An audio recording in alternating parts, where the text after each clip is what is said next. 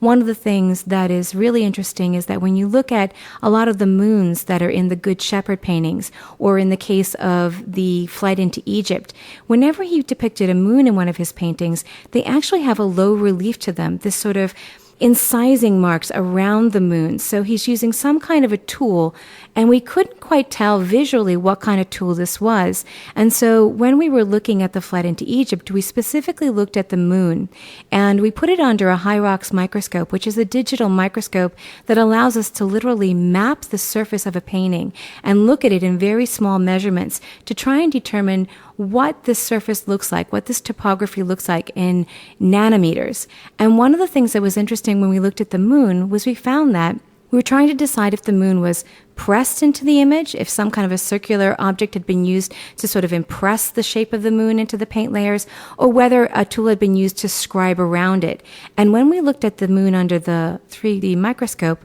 we were able to see that he actually used some kind of a tool to scrape away the material and create the circular image of the moon itself and make it more prominent by having these incised lines around the moons. And so that sort of let us know, when we were looking at it, it looked like a trough that was the back of a paintbrush. So you could even see that this was that sort of rounded tip that you see on the tip of a handle to a paintbrush. We could actually kind of see that tooling mark around the moon in Flight into Egypt. So that was a fascinating way to see that he was using tools other than just the bristle portion of a brush to create these images and effects.